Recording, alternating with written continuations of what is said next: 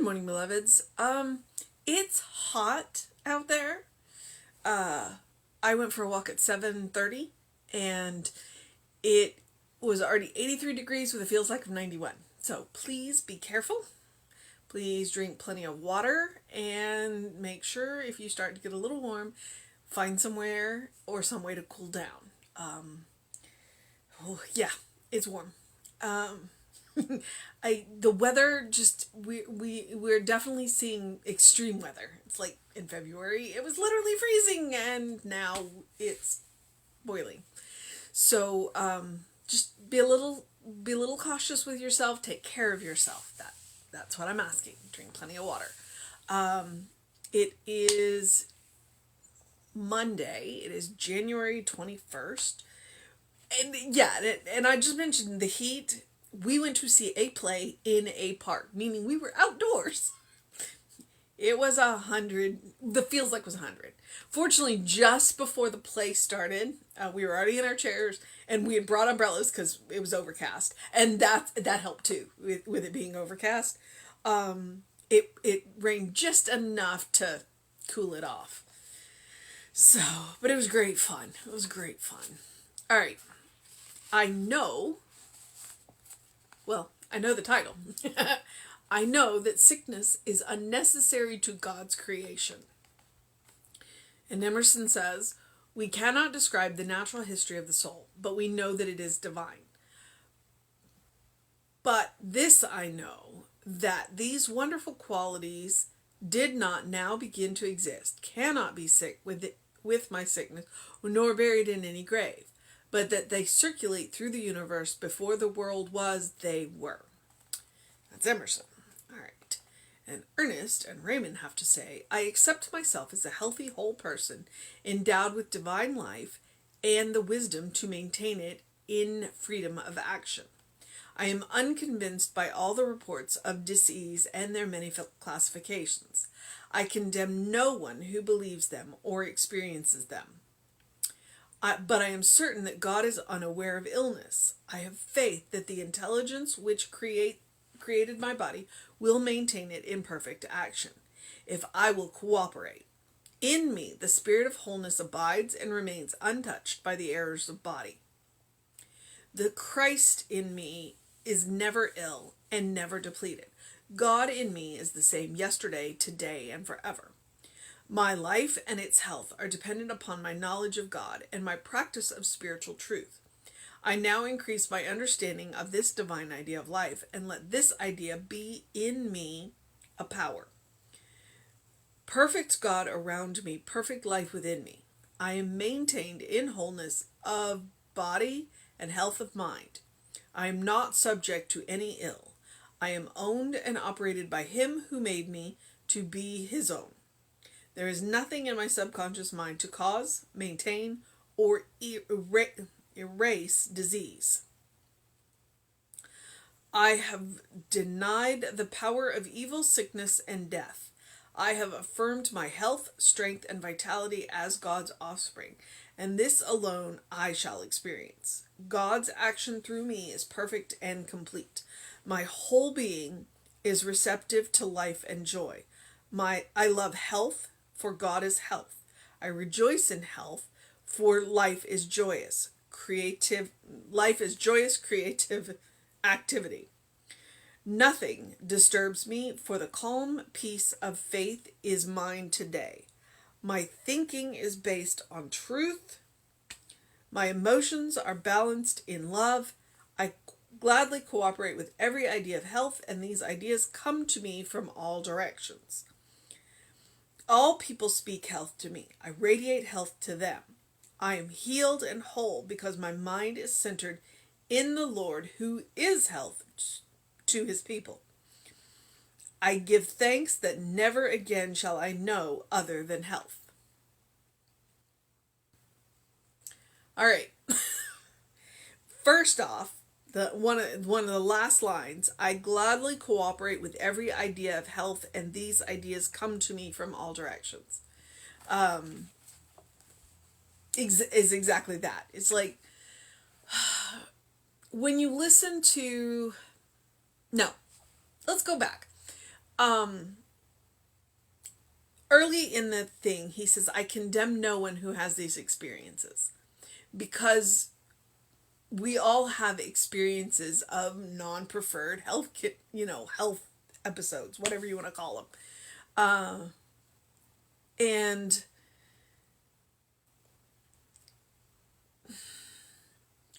so there's two things. One, he states in here, the soul's never touched by that. The soul is never touched by that, by any sickness, by any illness, any of that. The soul is never touched by that. So the core reality of who you are is not touched by anything that your material body may experience.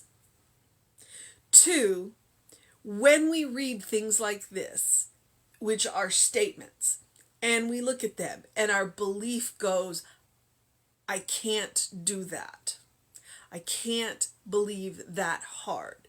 I can't reach that level of faith. Here's the good news. You don't have to all the time. And I'm getting my time screwed up, so I don't remember if it was this week or last week. It was probably last week. Reverend Jesse was talking about sacred spiritual practice versus the rest of the time. This is what we do. We read statements like that, hardball metaphysics, in our spiritual practice. We do that in treatment. We give this 100% of our attention and 100% of our faith, and we believe it all the way in that sacred treatment. And then the rest of the time, we move through the world. Because if we had to white knuckle hold this all the time, we'd all lose our minds. We'd all lose our minds. So it is when we step into that sacred space and do the treatments that we believe this with all of our hearts and all of our souls and everything that we've got in us. And then the rest of the time, when we are moving through the material time, not the sacred time, but the material time, we deal with things as they come. Now, here's the thing. When we do this in our sacred time, it leaks over into our material time, and it makes it easier for us to hold on to the rest of the time. But we don't have to white knuckle it. So if you are working on a condition, you walk into that sacred time and you believe it with all of your heart and all of your soul and everything you've got in you. You believe these words. And then when your sacred time is over, you get up and you go do. And you take the steps you need to take and you do what you need to do. So sometimes when we read these things, and I am with you on that, we read these things and we go, how in the heck am I supposed to do that all the time? You don't have to. You do it in the sacred time. You do it in your spiritual practice. And then you do what you need to do when you are living your everyday life. And you let that sacred time leak into your everyday time. And it will make it easier. All right. So that's just because I know, especially when it comes to health, this can be hard. So I want to give you that gift, because when Jesse said that, I think it was last week, I just kind of went, oh, that makes sense. We don't have to white knuckle it. We don't have to hold on to it all the time. And that's where the phrase let go and let God came from. Because we do it in our sacred time, and then we let go and we let God, and we get on with our lives. So I know that sickness is unnecessary to God's creation, because it's not necessary. It is an experience that we are having. I'm not even going to say it's a choice that we make. It is an experience that we have. We don't have to. Emerson, we cannot describe the natural history of the soul, but we know it is divine. But this I know, that these wonderful qualities did not now begin to exist, cannot be sick within my sickness, nor buried in any grave, but they circulate through the universe. Before the world was, they were. It means that the soul can never get sick, and can never experience any of this. So that's the place we go back to when we are having these experiences. I accept myself as a healthy whole person, endowed with divine life and the wisdom to maintain it in freedom of action. So I am a healthy person. I have a divine life. You are a healthy person. You have a divine life. And we have the wisdom to maintain it in freedom of action. We have the wisdom to make the choices that we need to make. We just have to be willing to say yes. I am unconvinced by all reports of disease and their many classifications, because if you get too far into it, you can get a little. I condemn no one who believes them or experiences them. So I'm not telling you that you're wrong, that you're having this experience. I'm not going to. There's no point in that, and all it does is hurt, and that's not what we're here to do. But I am certain that God is unaware of illness.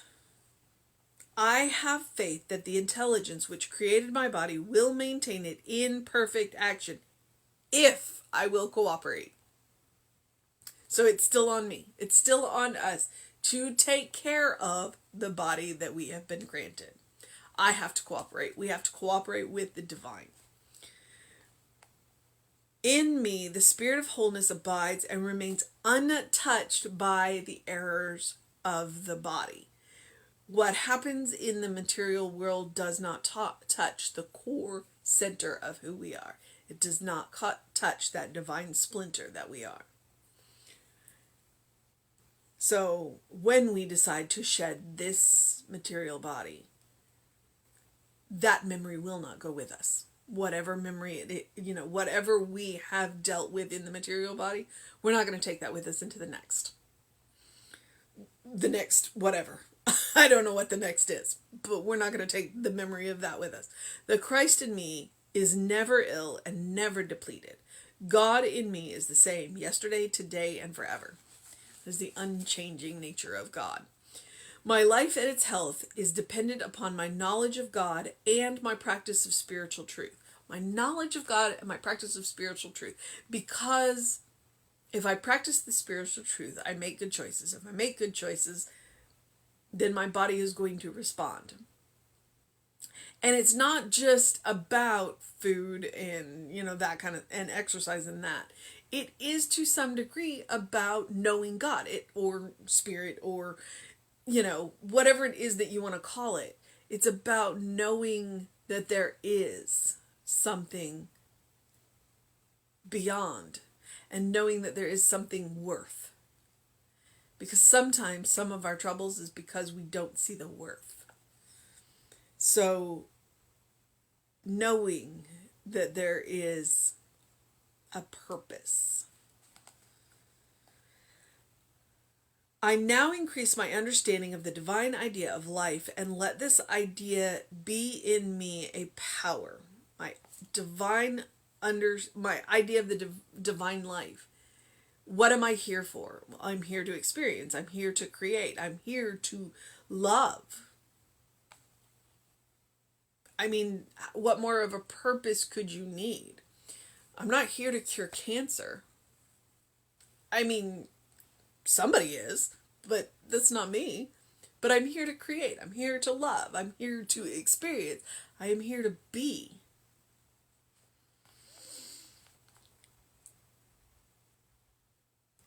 Perfect God around me, perfect life within me. I am maintained in the wholeness of body and health of mind. I am not subject to any ill. I am owned and operated by God who made me to be God's own.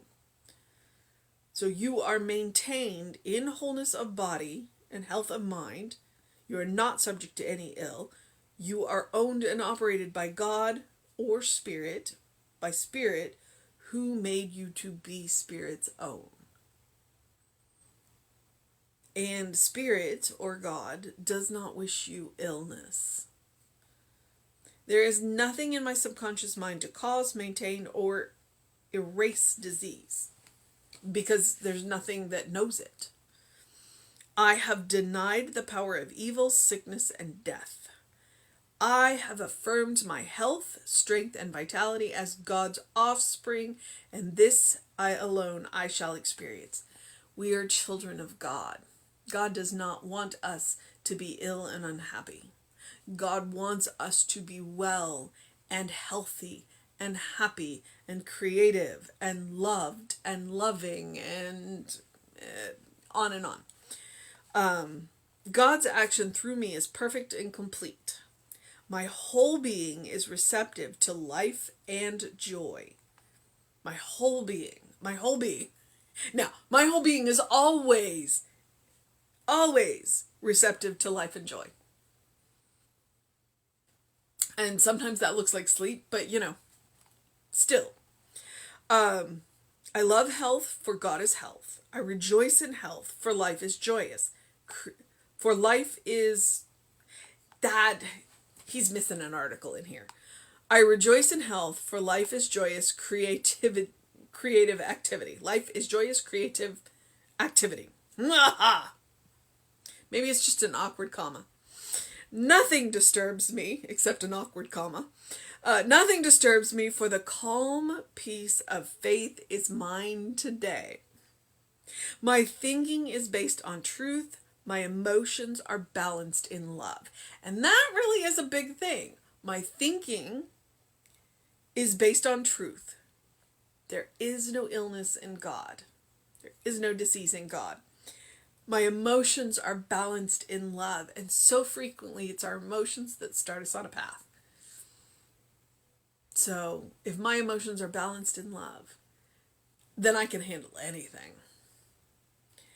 I gladly cooperate with every idea of health. These ideas come to me from all directions, which means they can come from within me and they can come from outside of me. I can get fantastic advice from all kinds of different eras because they are God's messages coming to me through other aspects of God, through other godlings.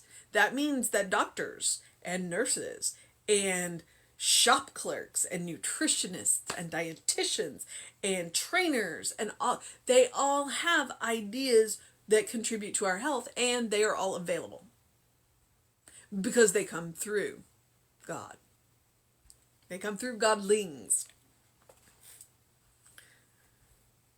Although we are allowed to vet our sources. There are some people that we shouldn't listen to. Because they are not letting their godling, they're not letting their consciousness of God flow through when they are giving advice. So feel free to vet your sources. Are we listening to God or are we listening to ego? It matters. All people speak health to me. I radiate health to them.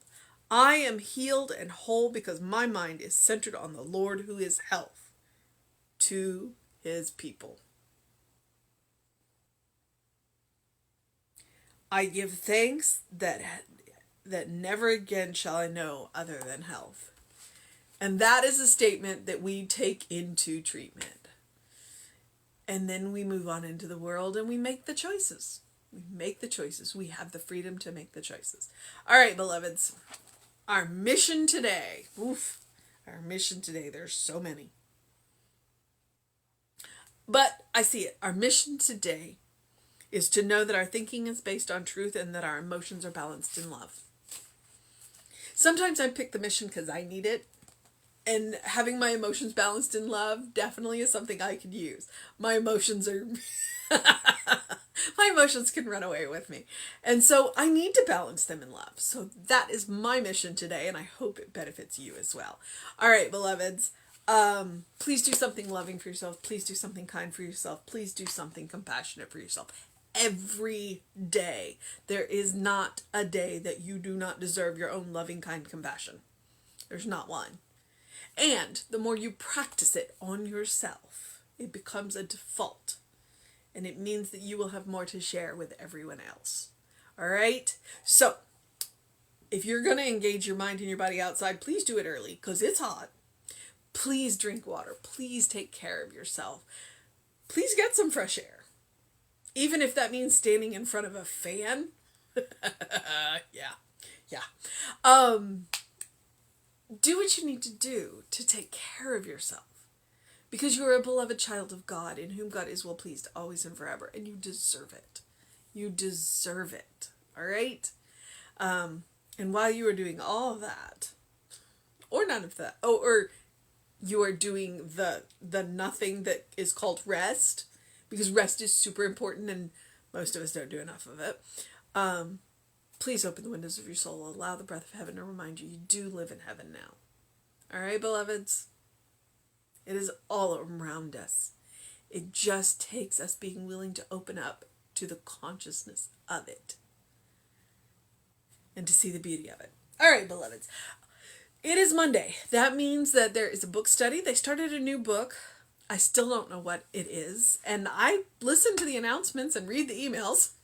But if you're interested in the new book study, I believe it starts at 6 Central Time, because it's 7 Eastern Time. The practitioner that holds it is in Tennessee, so it's done, I think, on Zoom.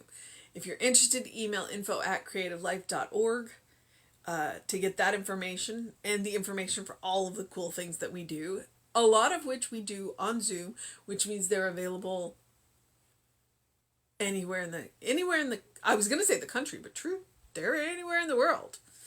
If you fancy getting up in the middle of the night sometimes. But do what you need to do to make it a wonderful day. Whatever that looks like to you. Reverend David will be on Facebook Live around 5 p.m. I'll be back with you at 9 a.m. Have a wonderful day, beloveds.